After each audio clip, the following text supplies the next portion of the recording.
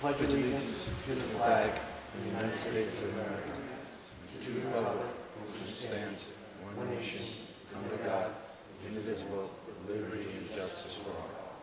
Let's have a moment of silence for those who have fought and died for the freedoms that we enjoy today.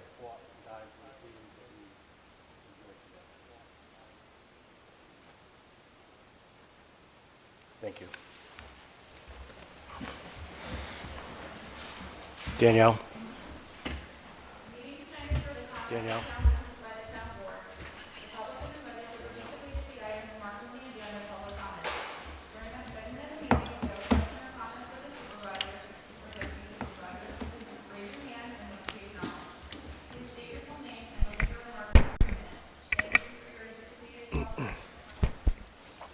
Thank you. Going to jump right into public hearing.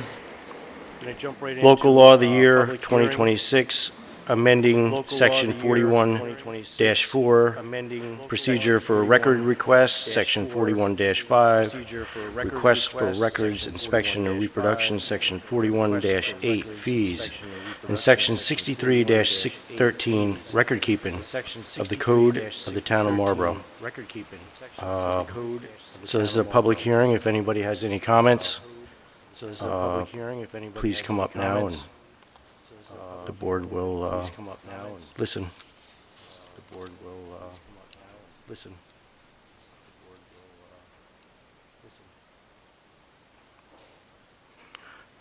We did take some comments on the original law, but this was rewritten. Basically, the synopsis of this is we are amending when and how people can get access to public records. The last law needed to be clarified. And as we've said before, a bunch of surrounding communities have some of this wording in there, so we will be, so no one has any public comments on this. I find that so hard to believe. I knew it, Adam. That's what I was waiting for. I knew it, Adam. That's what I was waiting for. I knew it.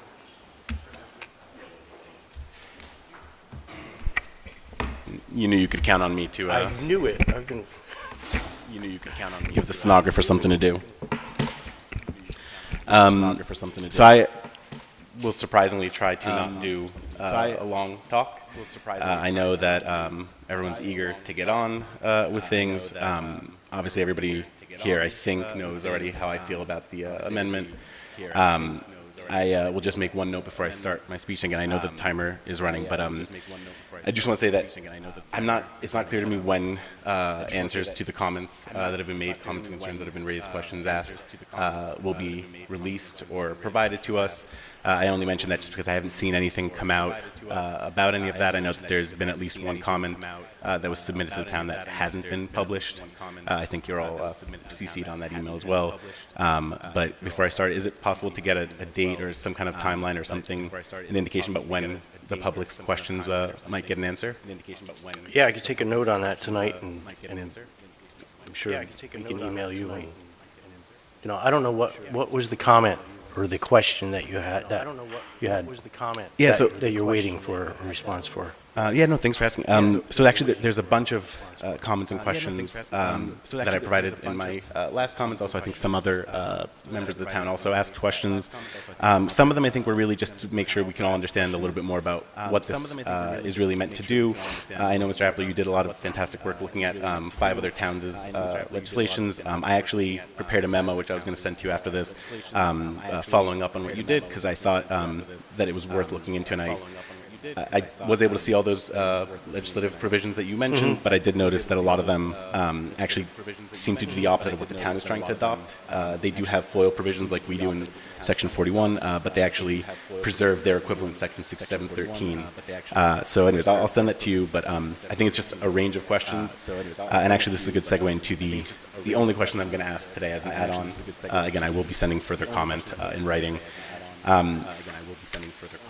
I tried to piece together what it is that the town wants to achieve with this. I think more than maybe you would appreciate, I am sympathetic to how much work FOIL, answering can take, for public citizens.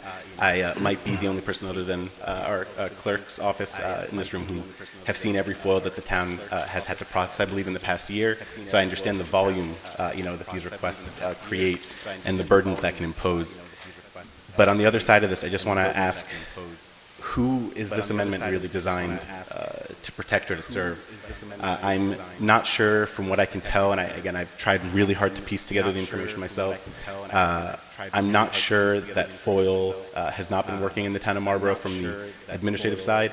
As far as I can tell, this seems to really benefit only, at best, I'd say, the code enforcement officers' province. It seems that it makes it harder for citizens to access records specifically under the code enforcement officer's duties, and I don't understand why the list that the code enforcement officer has to keep under 6713, the provision that's being directly changed, is pretty blatant. It's public records, and I know that there's been talk about, every time one of these FOILs or whatever comes up for these records that are supposed to be available to the public, it has to go through lawyers and all these considerations and redactions, but on its face, I don't understand how it can be that burdensome to go through that unless those records aren't maintained, which again comes back to who is this actually protecting, who is this supposed to support. If this government is committed to transparency, which I know Scott has said multiple times that it is, I just don't understand why such a large section of our code about transparency has to be completely redone, being the only town, as far as I can tell, in the Hudson Valley or across New York State that has to do this. Even New York City doesn't make changes like this. And so it just brings me back to, at its core, if there's only one question that you can help me answer tonight, it's who does this amendment protect? How does it make the people of Marlborough better citizens? How does it make us better able to make informed decisions? How does it protect our rights and our freedoms? How does it serve us, amongst other things, and why specifically the Code Enforcement Officer's Office? Thank you. Thank you.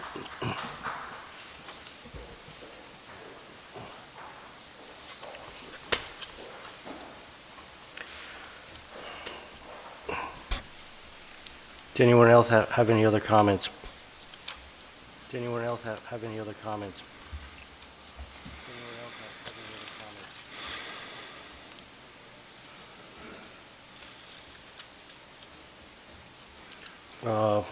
If not, I'll be looking for a motion to close the public hearing. I make a motion to close the public hearing. I make a motion to I'll close the second it. public hearing. I make a motion to I'll second it. All approved? Yes. Okay. Public hearing for that law is closed. If tonight anyone has any written comments they would like to submit within the next couple of minutes, please give them to the clerk. And we will take Adam's comments and discuss them.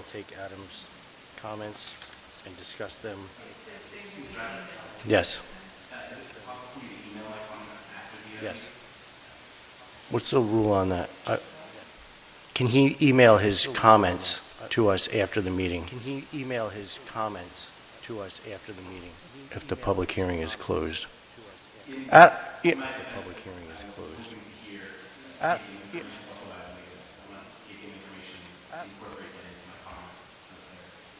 Adam, send in your comments. I would love to, I will digest them. I know you've done a lot of research on this, and I appreciate that, and we will definitely look forward to reading them. Thank you. Thank you. Okay, I need a motion to approve tonight's agenda. I make a motion to approve the agenda. I'll second. To approve the agenda. I'll second. Okay, I need a motion to approve the minutes from the April 13th, 2026 Town Board meeting. I make a motion to approve the minutes from April 13, 2026 Town Board meeting. I'll second. Town Board meeting. I'll second.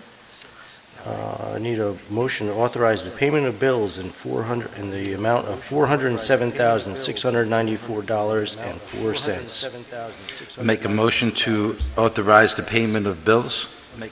Second. Authorize the payment of bills. As Scott usually says, a lot of that this month was going towards the sewer plant project. Also, there was a large amount for our monthly health insurance. Next item is the supervisor report from Scott. Thank you to John Alonji and the Highway Department employees for completing the EV charging station parking area, plus hanging the EV charging station parking only signs. Central Hudson completed the electrical hookup for the charging station. We are waiting on Linkwell to provide us with training. We did receive the final electrical inspection today, and it has been given to the building department. Central Hudson will also be installing a street light off the utility pole for proper lighting. The Highway Department has continued to... So that means that they're open for business? Is Mickey here? Well, she'll probably get to that. And I saw another... There's a little email going around. It's close, right? Okay. There's a little email going around. Somebody was plugged into it the other day. Whether or not it was working, I don't know, but they were plugged into it. I feel like, judging by the email, it is working, but I don't know. Yeah. The Highway Department has continued to complete the east side of the Milton Landing. A walkway was installed, grading was completed, and lighting was installed. We are currently working with Central Hudson to hook up our new lighting up to our meter at the train station. CSX work will begin soon to install the safety equipment and the pavement. Then the town will reinstall fencing on the east and western sides of the tracks. New picnic tables donated by the Milton Landing Committee were installed at the Milton Landing and on the north and south dock. No climbing on rock signs were installed at the bocce courts in the park. Thanks to John Alonji for taking care of this. Apparently they had some issues with kids climbing on rocks, and we need signs to stop that, apparently. Councilmember Zambito and his crew continue to get all the parks in shape for the year. All new mulch was placed in the dog park and the playground area. Dave, you have any elaboration on what you did there? The playground we're talking about is the kids' playground when you first walk into the park on the left. State requires that we put, you can't just put regular mulch or cushion mix down. It's got to be a state-approved cushion mix, which unfortunately is about 3 times the cost of regular. But we did put 100 yards of that in there, spread it for the safety regulations, and also at the bridge and the slide over by the pond area where the dock is. The Boy Scout trails, we went through all of those, opened them up. There's a few trees down, some damage by the wind or rain, whatever. They were all cleared up. And then we also went to the Falco Trail and opened all those trail systems up. So everything's pretty much a go. There's a gentleman from the Eagle Scouts that's going to do a project at the town park. We're trying to coordinate with them on what day they want to build these platforms. As of right now, they've canceled the last 3 dates, so I don't know what's going on with that, but we'll keep you updated. And yeah, I think that's pretty much it. Okay, thank you. The supervisor has a meeting with Nexamp and our engineers tomorrow at the transfer station to go over the final checklist of items DEC is requiring before the solar farm installation can begin. As the nice weather is finally here, we encourage everyone to come out and visit all our great parks, walking trails, and take advantage of the wonderful facilities that are in our town.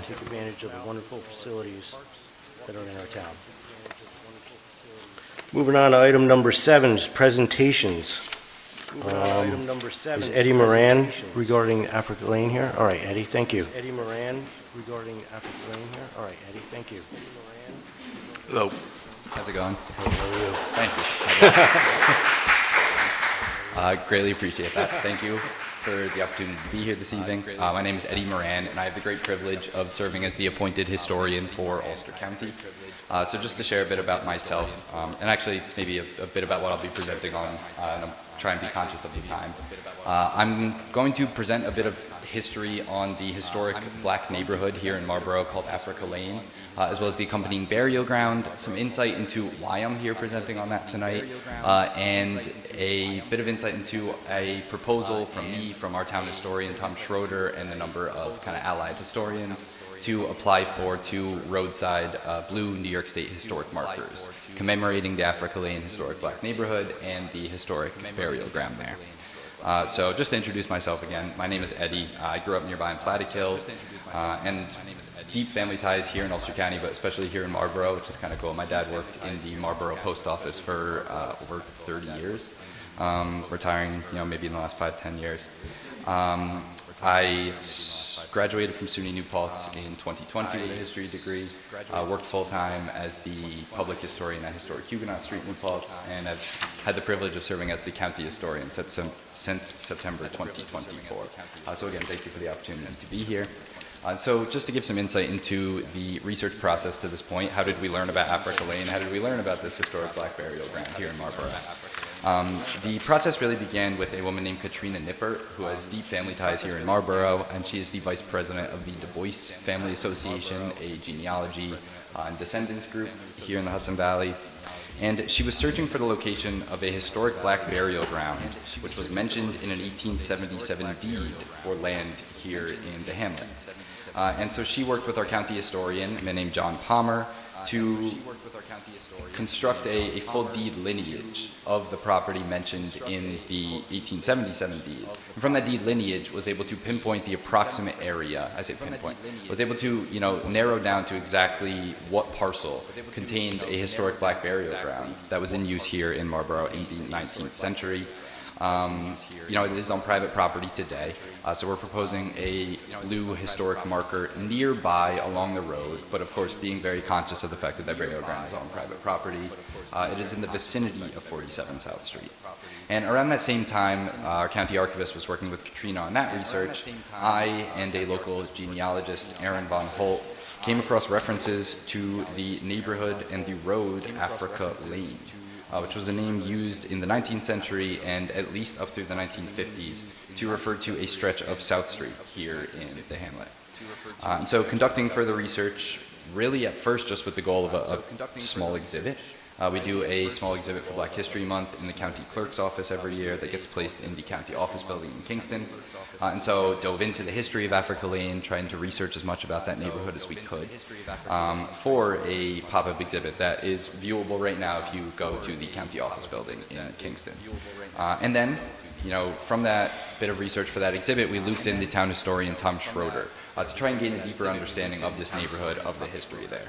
And so to share a bit of that history, in 1800, the second U.S. federal census, there are 62 enslaved individuals recorded in the town of Marlborough, which is a lot, and maybe more than some people expect, but it's actually less than you would find in many of the local towns in our area. So there are 62 enslaved people here in 1800 out of a total county population of about 2,200 enslaved residents. So a lower percentage than you see in towns like New Paltz and Hurley, for example, but nonetheless still a sizable population here. And enslavement ends gradually in New York between 1799, not fully ending until 1848, though there are no new people born into enslavement after 1827. And we have a kind of common pattern throughout our local, I was going to say rural towns, but really throughout the area in general. Whereas enslavement ends, you have black neighborhoods emerge. And so, we have the Rondout in Kingston becomes a black neighborhood. We have the corners of Mulberry Street and Church Street in New Paltz, for instance. And here in Marlborough, a stretch of South Street called Africa Lane. And what's, I think, a bit unique about Africa Lane, that is a neighborhood partially made up of families that had been enslaved here for generations. Families with last names like Du Bois, with last names like Milden. But also, in the 1790s, amid the, and this is going to be a term probably no one expects me to take right now, amid the Haitian Revolution, there are 2 plantation owners in Haiti who flee that revolution and relocate here to Marlborough with a large number of enslaved people. They become the most sizable enslavers in Marlborough in the 1790s. Their names were John Joseph Alexis Robert and John de Silva. And both because John Joseph Alexis Robert, who enslaved the most people in Marlborough, he relocates back out of the town near the first decade of the 1800s.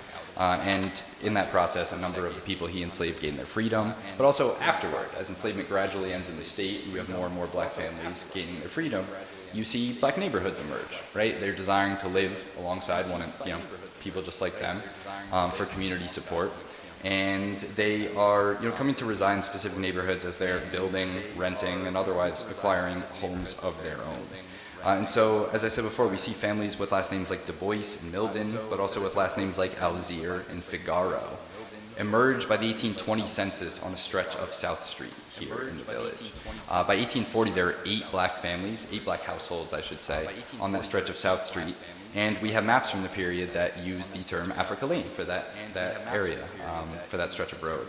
And we actually have record of that name for that road and for that neighborhood being used right up through the mid-20th century here. And so it's also discussed in the 2 premier histories, or the 2 earliest kind of landmark histories of Marlborough. It is discussed in Charles H. Cochrane's 1887 history of the town of Marlborough, as well as C.M. Woolsey's 1908 history of Marlborough, and that's easy to acquire reading material for any of you. Those are both available online and at the local library. It's also evidenced by primary sources, including census records. So as I said, we see 4 families living there in 1820. We see 8 by 1840. Newspaper articles which reference Africa Lane, both in reference to the neighborhood as well as to the burial ground. We have obituaries in Marlborough newspapers that reference people of color being buried in that historic burial ground, and deeds. Both deeds showing black ownership of homes and, I should say, leases as well, of black families living in homes in this neighborhood, but also deeds referencing the burial ground there. And so, I should have mentioned this before, but it's the stretch of South Street, kind of specifically in between, what's the thing in my head right there, is it Grand Street and Hudson Terrace. So it's a stretch of South Street that is no longer extant as a road, and we actually see that evidenced in the historic records as well. As is common with these historic black neighborhoods around Ulster County and the Hudson Valley, we see them start to decline in population in the second half of the 19th century. You have families of color looking to live in, more in denser neighborhoods with more people of color that they can live alongside in communities of their own, in local urban areas. But that also coincides with an economic shift as the local agricultural economic base starts to fade in favor of an industrial economic base. And so we see a lot of black families in places like New Paltz and Plattekill and Marlborough and Highland relocate to local urban areas. And you'll find the descendants of these families today living in places like Kingston, and Newburgh, and Poughkeepsie, and New York City. And so amid that decline, by 1860 census, the 1870 census, we see fewer and fewer black families in that neighborhood. But there are people of color here in Marlborough enduring in that neighborhood through the first half of the 20th century. So we have early 20th century newspaper articles referencing the decline in the black population, as well as referencing the road itself, Africa Lane, falling into disrepair, eventually it being abandoned, which is why we have this gap in South Street here today. And currently, the last known burial in that burial ground is that of Philip Du Bois.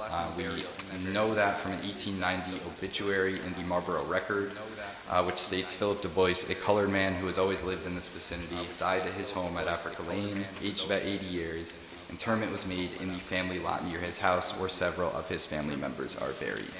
And Tom Schroeder I wasn't able to go that day, but he brought Katrina Nipper and a few other local researchers out, got in touch with the property owners there who were, incredibly supportive as well, and got to visit actually some of those historic sites. We, with Tom's leadership, reached out to Scott and informed him of this history, asked for his support in applying for 2 New York State historic roadside markers, and he was enthusiastically supportive and very kindly asked me to be here tonight to share a bit more. So just to close out, I want to mention a bit of the process of how these historic markers come about. So New York State is a bit exceptional in that they created a program for blue roadside historic markers and then decided they wanted nothing to do with them anymore. So they don't maintain them, they have nothing to do with putting them in. And so thankfully we have a private we have a private foundation, the Pomeroy Foundation, that funds the installation of blue New York State historic markers. And we requested Scott's permission to apply for 2 markers.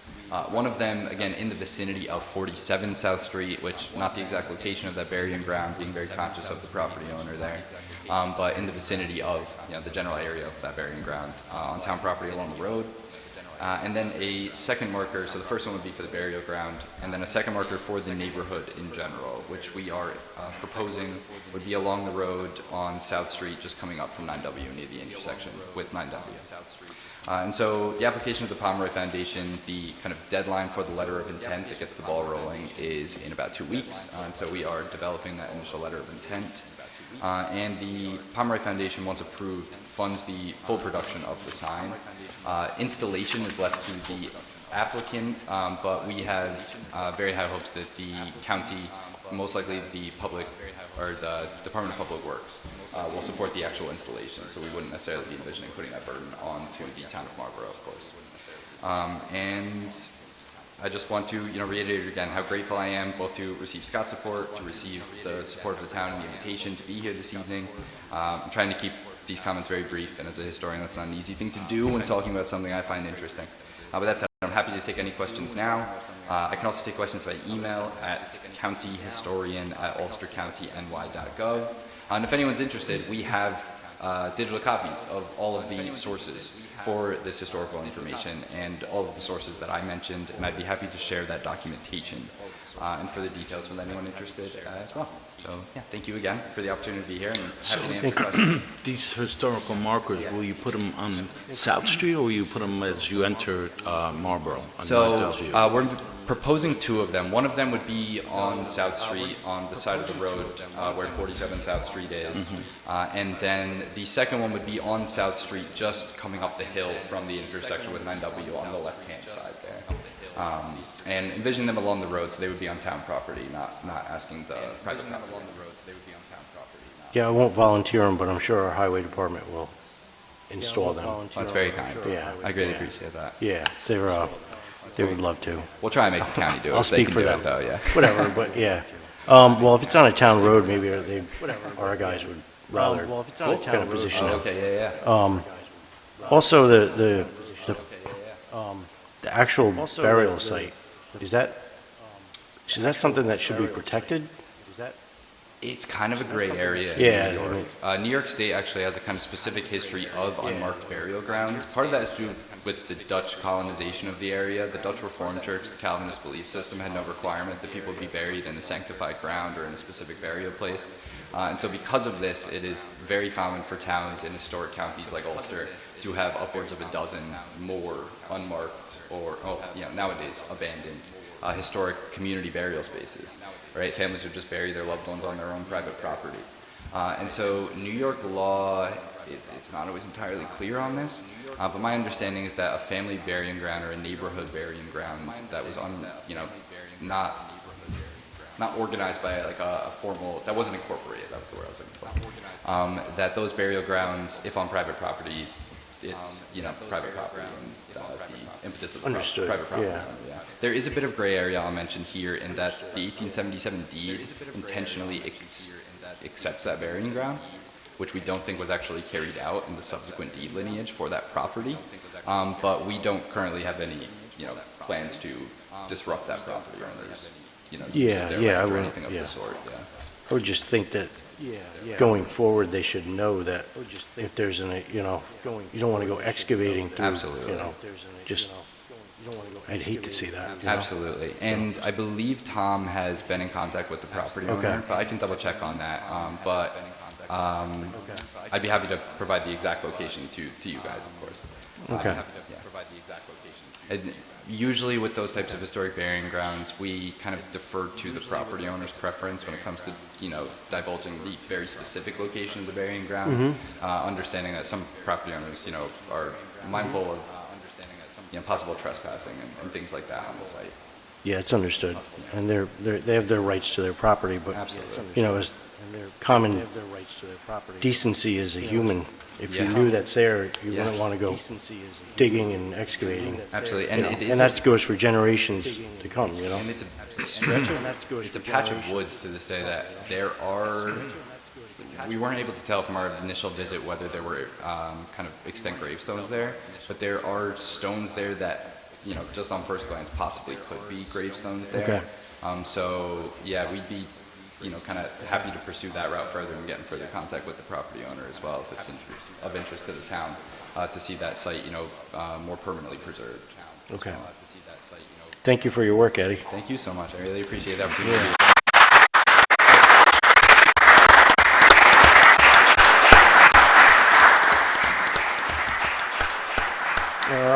Next on presentations, Laura Donovan, County. Next on presentations, Laura Donovan, County.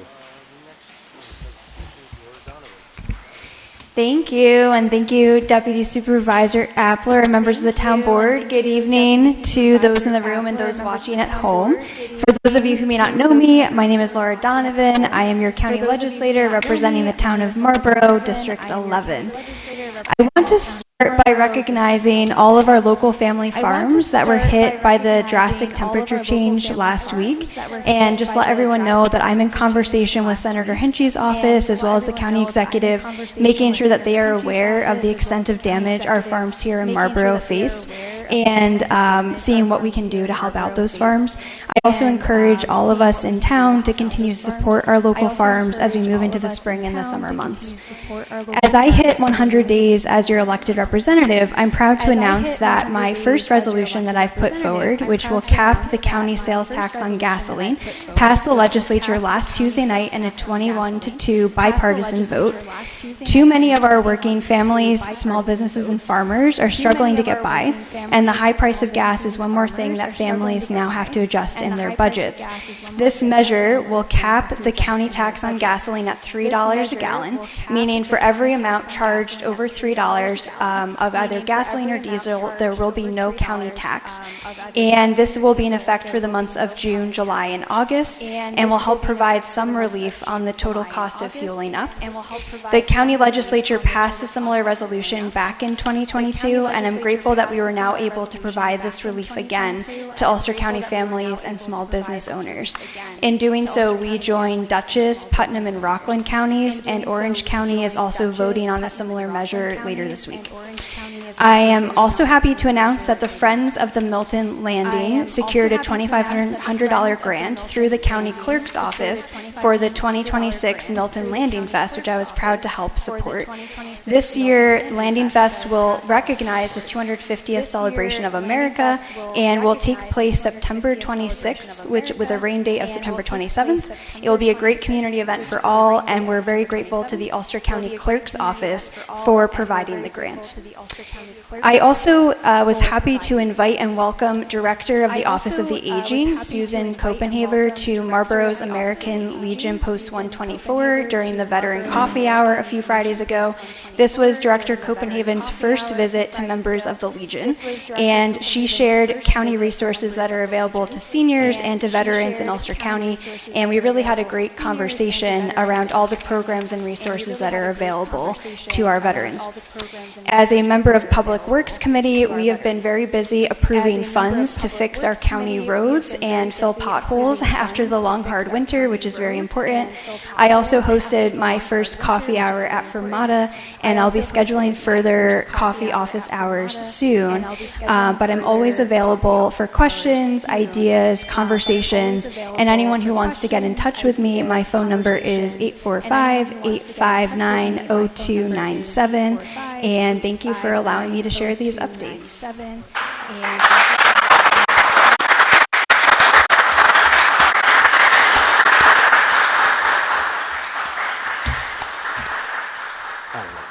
Thank you, Laura. Thank you, Laura. To add to that Milton Landing, the Landing Fest in September, it's going to be, as long as the weather's good, it'll be a good time. We have the schooner Apollonia coming. They are a sailboat that ships freight with wind power only down the river between the city and Hudson or Albany. And there is a small chance that we have the fireboat John Harvey coming back. So that was an exciting thing the last time. We're working on that, and it looks positive. So thank you, Laura, for getting those funds for that. Thank you, Laura, for getting those funds. Any board members have comments on the agenda? Any board members have comments on the agenda? No. Reports of committees. Mickey, the CAC. Mickey, the CAC.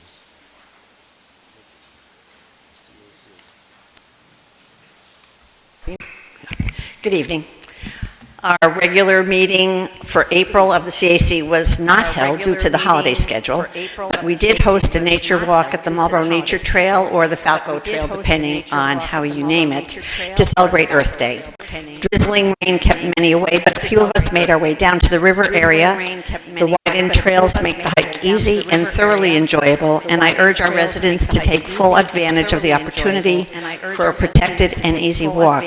Those who keep up the trail are to be commended, and thank you, Mr. Zambito, for your efforts, as well as for the Highway Department doing all of that work. In regard to the charging stations, I emailed Linkwell in support of Supervisor Corcoran's request for additional information. At 4:58 p.m. today, he texted me to report that the dashboard is functional, the Linkwell account is operational, that the Highway Department has installed signage, and that Central Hudson will be installing a light in the charging area soon. This means that our residents and visitors should now have access to these quick charging stations. Excuse me. We thank the board once again for staying true to your word that if it could be installed at no charge to the town, you would approve it. This seems like a dream come true. Usage will let us know if our collective efforts will pay off for all of us. As an announcement, the Marlborough Free Library will be hosting the Ulster County Resource Recovery Agency to deliver an intro to composting at the community center on Thursday, May 7th at 6 p.m. They do require registration, and you can do that online at marlboroughlibrary.org. The CAC invites anyone who has 5 to 10 hours to donate their time to our committee to help us with some graphics. Likewise, if anyone with environmental interests or who has a background in writing, grant writing, farm issues, we could use some advice in these areas. I can be contacted through the town clerk's office. Thank you very much.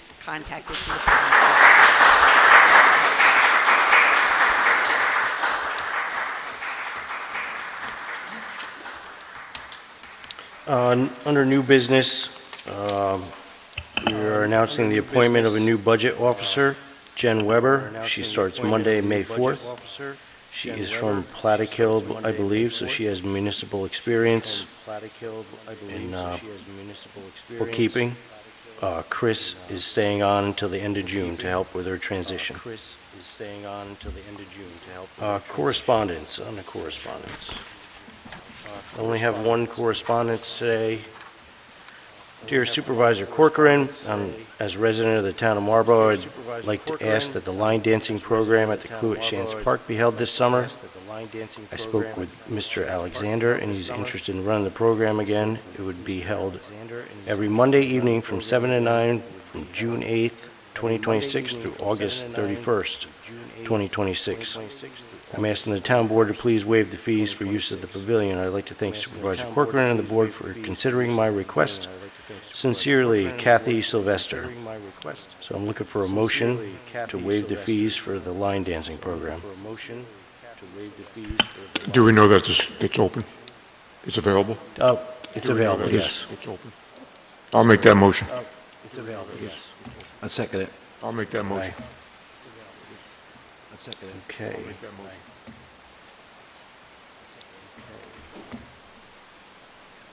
Public comment. Does anyone have any public comment? Public comment. Does anyone have any public comment? Go ahead, Mickey. Go ahead, Mickey. I just wanted to make sure that the public knows that we are having a dedication or a memorial service in memory of our State Assemblyman Frank Scartatos. He was the first and only representative from Marlborough to actually be elected to statewide office, and that's going to be on this coming Sunday, May 3rd, from 3 to 5 at the community center, and we have a special event to be placed, a stone and a memorial from the Marco Apple Parade to be placed in his honor, And once again, I have to thank the Highway Department for their assistance in getting that in place, and for the board for their support of that. I hope all of you can come. Thank you very much. Thank you. Anyone else have any public comment? Anyone else have any public comment? All right, moving on to resolutions. Sorry, Jerry, I'll set that up different.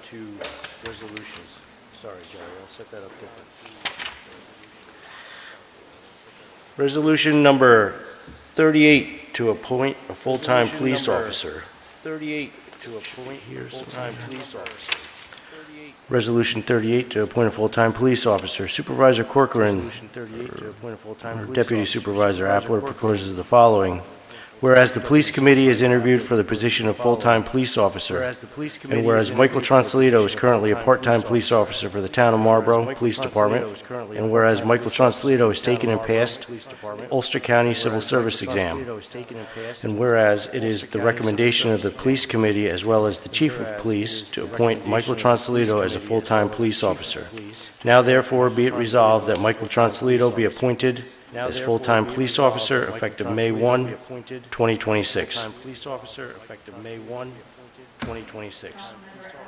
Yes, and I'd like to add that the Tronsolito name is synonymous with emergency services in this town, and I believe that you should be thankful that Michael has chosen this community where he grew up to work and protect the residents. So thank you, Michael.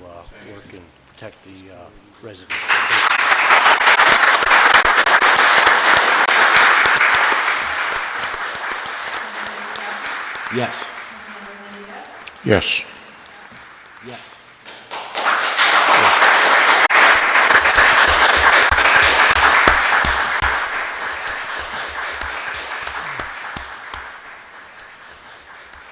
Oh, forget about that. Resolution number 39 to award fuel items. Supervisor Corcoran proposes the following. Whereas a legal notice appeared in the official newspaper for the Town of Marlborough requesting bids for the town's fuel needs. And whereas April 16, 2026, all bids were opened and read aloud. And whereas we only received bids from Russo, Fuel, and Propane. Now therefore be it resolved that the following bids are awarded. Item number 1, heating oil, 0.389 cents per gallon over Journal of Commerce, Albany, Rensselaer, tank car, Russo Fuel and Propane. Item number 2, propane, 0.389 cents per gallon over Selkirk, New York posting, Russo Fuel and Propane.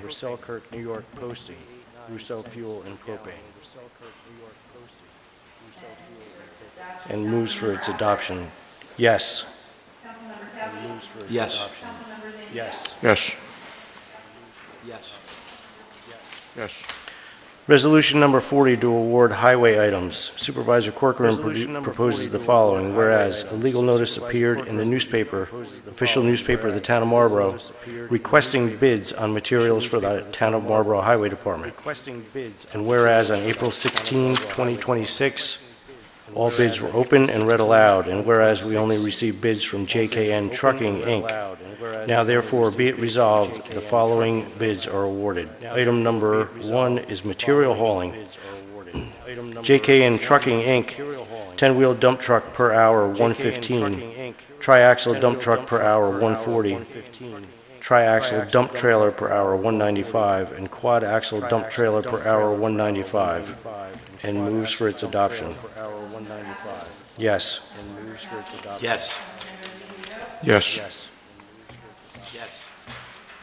Yes. Well, I think that's the end of it. Manny, what time is it? It's 7:45, and I make a motion to adjourn. I'll second. Meeting adjourned. Thank you all. Thank you.